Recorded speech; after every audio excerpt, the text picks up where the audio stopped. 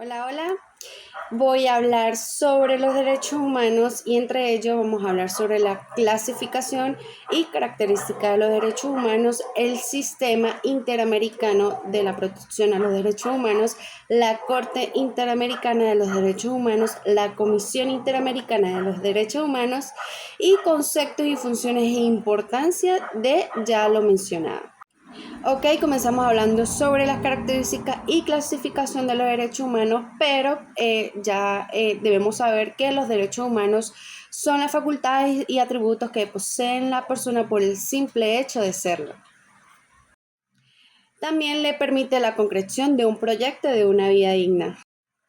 El fin o sentido de los derechos humanos es proteger la dignidad de la persona. Y allí decimos las características de los derechos humanos, la titular que es para una persona, es decir, para un ser físico, ya sea individual o colectivo. También decimos que los derechos humanos son naturales, es el origen de la existencia de una persona, como también decimos que son universales. ¿Por qué? Porque todos compartimos la misma naturaleza, todos tenemos los mismos derechos. Otra característica esencial de los derechos humanos es que originan deberes. Es decir, yo no puedo pensar en derecho sin cumplir mis deberes. Como por ejemplo, yo tengo derecho a la educación, pero mi deber es estudiar como corresponde. También decimos que son irrenunciables. Es decir, tú no puedes renunciar a tus derechos y nadie te puede quitar tus derechos. Nadie te los puede apropiar. Son imprescriptibles. Frente a esto, decimos que los derechos no pierden validez al paso del tiempo. Ok, por último, son indivisibles. Esto quiere decir que los derechos son una unidad.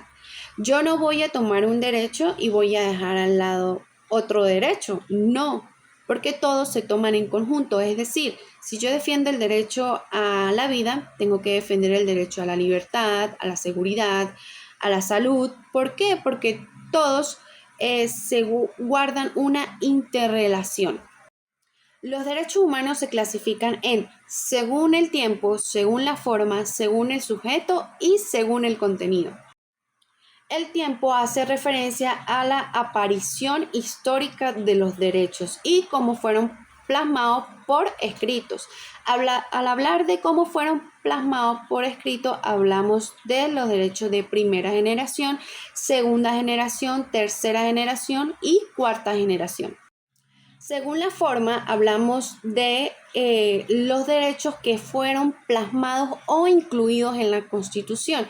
Ya me refiero a los derechos enumerados o explícitos o no enumerados implícitos. Es decir, a los derechos, cuando hablo de los enumerados implícitos, son los que están enumerados en la Constitución. Cuando hablo de los no enumerados implícitos, son los que no están enumerados, pero que se consideran derechos. Ahora vamos a hablar sobre el sujeto. Me refiero al sujeto activo y sujeto pasivo. El sujeto activo va a ser el titular del derecho y el sujeto pasivo es el que impugne frente a este derecho. Cualquier persona puede ser activa o pasiva dependiendo de la situación. Como por ejemplo, hablamos de que el niño tiene derecho a la educación. Ese va a ser el sujeto activo.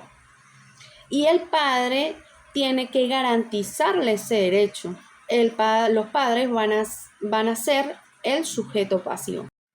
Bueno, y ya pasando por el último, que es el contenido, podemos decir en derechos civiles, políticos, sociales, económicos y culturales. Para asegurar la protección de los derechos humanos, los estados han creado diversos tratados y han creado varios mecanismos, y uno de estos mecanismos son el Sistema Interamericano de los Derechos Humanos. Ojo, solo continente americano. El sistema interamericano fue creado en marco de la Organización de Estados Americanos, una organización interestatal en la cual participan todos los estados del continente americano. Dentro de esta organización, los estados han acordado diversas declaraciones y tratados como la Declaración Americana de Derechos y Deberes del Derecho Humano, en las cuales se establece cuáles son los derechos humanos que deben ser protegidos para asegurar que los estados cumplan con estas obligaciones de los derechos humanos. El sistema interamericano tiene dos órganos: la Comisión Interamericana de Derechos Humanos y la Corte Interamericana. Ok, cuando hablamos de la comisión, hablamos de que es un órgano de la OEA y la principal encargada de promocionar los derechos humanos, así como también de supervisar los estados del continente americano para que cumplan con sus obligaciones de los derechos humanos. Como la comisión tiene un mandato tan amplio, la verdad es que hacen de todo para lograrlo, como por ejemplo tweets, comunicados de prensa, visitas al país, informes, solicitudes de información al Estado, recomendaciones de cómo actuar y conocer de políticas individuales donde se alegue la violación de un derecho por parte de una persona o un grupo de personas en particular. Por otro lado, hablamos de la Corte Interamericana de los Derechos Humanos, que sí es un órgano judicial y que está encargada de supervisar el cumplimiento de la Convención Americana sobre los Derechos Humanos. La Corte está ligada con la Convención Americana y solo tienen competencia para juzgar a estados que hayan ratificado la Convención Americana y aceptado la competencia de la Corte. Por ejemplo, Estados Unidos y Canadá son miembros de la OEA y pueden ser supervisados por la Convención Interamericana, mas no pueden ser juzgados por la Corte Interamericana, ya que no son ratificados por la Convención Interamericana. La Corte es un tribunal y tiene funciones mucho más restringidas que la Convención Interamericana. De hecho, son solo 3. La primera es que la Corte puede conocer casos donde se aleguen violaciones de derechos humanos y dictar sentencia determinada de qué fue lo que pasó, si ocurrió o no una violación de derechos y ordenar reparaciones pertinentes. Estos casos, antes de que lleguen a la Corte, siempre tienen que pasar por un proceso ante la Comisión Interamericana. La segunda es emitir opiniones consultivas, donde la Corte desarrolla estándares sobre cómo debe ser interpretada la Convención Interamericana de una forma en particular, o también puede analizar si una ley de un país acorde con los derechos humanos o no. Las opiniones consultivas solo pueden ser solicitadas por la Corte. Primero, estados de miembros de la OEA y por segundo, órganos de la OEA, como por ejemplo la Comisión Interamericana. Y por último, la tercera función decimos que es ordenar medidas provisionales en caso de extrema gravedad, urgencia y que haya un riesgo de un daño.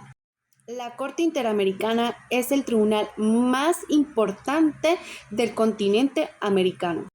La Corte, junto a la Comisión Americana de los Derechos Humanos, forman el sistema Interamericano de Protección de Derechos Humanos, que eso ya lo hablamos minutos antes. La Corte fue creada en San José, Costa Rica, y fue creada por la Convención Americana sobre los Derechos Humanos. Y es esta convención la que otorga sus 3 funciones principales.